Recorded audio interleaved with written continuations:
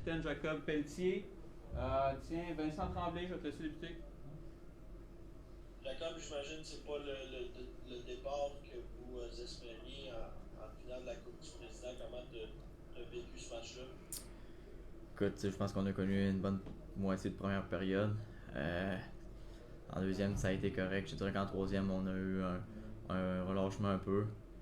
Mais pour nous, je pense qu'il n'y a rien de fait. Puis il reste 4 matchs à gagner. Là. Jacob, vous n'avez pas été habitué à vous incliner depuis le début de série. Comment on se relève là, après une défaite comme ça, puis comment on revient solide là, pour le prochain match samedi? Ben écoute, je pense qu'on savait qu'on n'allait pas finir 104. On pensait que ça allait être une longue série. C'est ça que ça va être. Fait que, écoute, je pense que jusqu'à minuit ce soir, on va gérer ça, puis on va tourner la page pour demain. Là.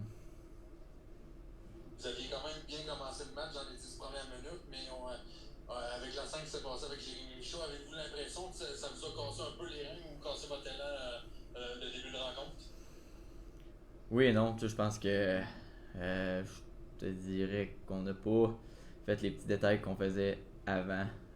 Puis c'est pas mal ça. Là. Autre question pour Jacob? Jacob, est-ce que vous vous attendiez à affronter une équipe un peu plus fatiguée, alors que vous étiez quand même bien reposé? Est-ce qu'ils vous ont surpris un peu par leur intensité? On savait qu'il était intense. Il était plus sur un game pace que nous. Ils ont joué le 3 jours, je pense. Fait que, tout ça mis ensemble, je pense que ça fait en sorte qu'à soir, c'est une défaite. Puis il n'y a rien de gagné encore. Là. Bon. Est-ce que tu as hâte à. Tu viens de Québec samedi, à compter de samedi, là, les spectateurs peuvent revenir, tes parents, beaucoup d'amis qui vont sûrement être là. C'est une journée que tu attends avec impatience. Ouais, écoute, j'ai hâte. Je pense que ça fait un an qu'on attend ça un peu.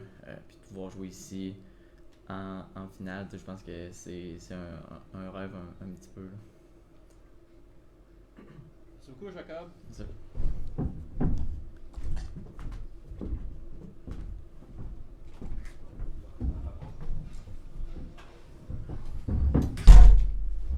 Et on conclut avec l'entraîneur-chef Daniel Renaud. Tiens, Charles Laferrière, je vais te laisser la première question.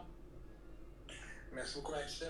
Dan, sûrement pas le premier match, le résultat escompté pour le premier match. Comment tu as vu ce match-là derrière le banc?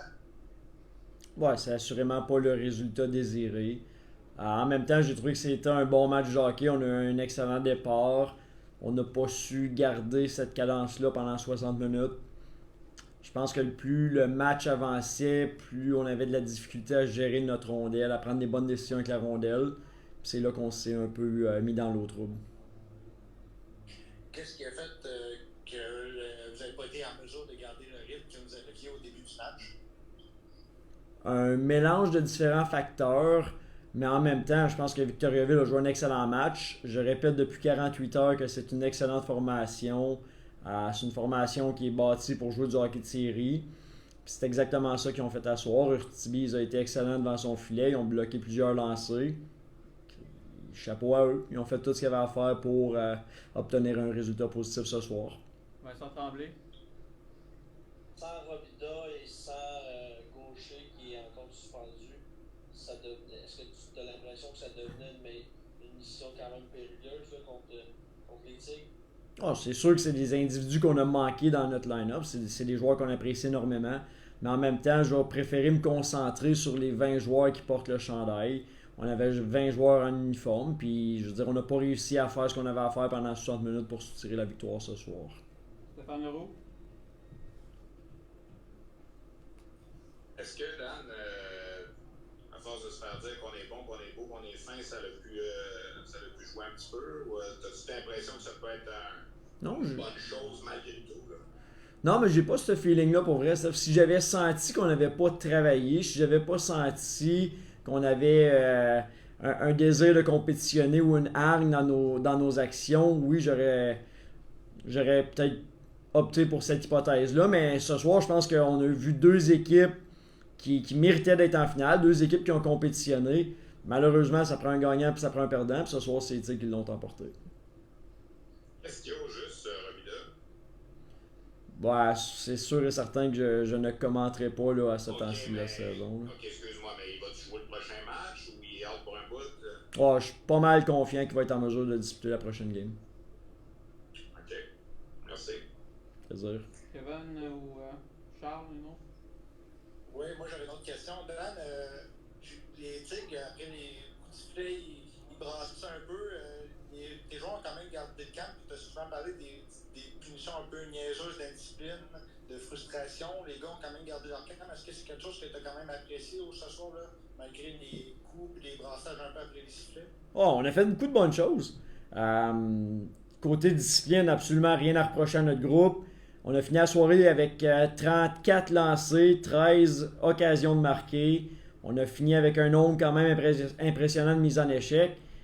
On n'a pas joué un mauvais match de hockey. C'était une bonne game de hockey. C'était le premier match de la finale de la Coupe du Président. C'était un match très relevé. Il va y avoir 2000 personnes qui vont avoir l'occasion de voir ça samedi. Je m'attends à un match qui va être tout aussi intense. On va juste espérer avoir plus de constance dans notre 60 minutes pour obtenir un dénouement positif. Zachary? Justement, des partisans qui vont être présents, est-ce que ça peut avoir un certain impact? Est-ce que ça peut ajouter un peu d'émotion dans le match? Bon, ça va ajouter de l'ambiance, mais de l'émotion pour l'avoir vécu ce soir. Il y avait plein. Il y avait à 100% des deux côtés. Ça a été une excellente partie de hockey. Pierre-Olivier? Non, c'est ça, Dan. Juste une question rapidement concernant le deuxième but, le premier but que vous avez accordé en désavantage numérique en fin de première. Premièrement, est-ce que tu as senti que ça vous a comme shaké un peu? Puis c'était quoi un peu le mot d'ordre durant le deuxième attaque pour justement passer par-dessus ça? Veux pas. Tu peux pas finir moins 1 sur ton avantage numérique puis espérer l'emporter. C'est sûr que ça nous a fait mal ce soir. En même temps, je veux dire, c'était quoi le mot d'ordre? Après 40 minutes, c'était 1-1.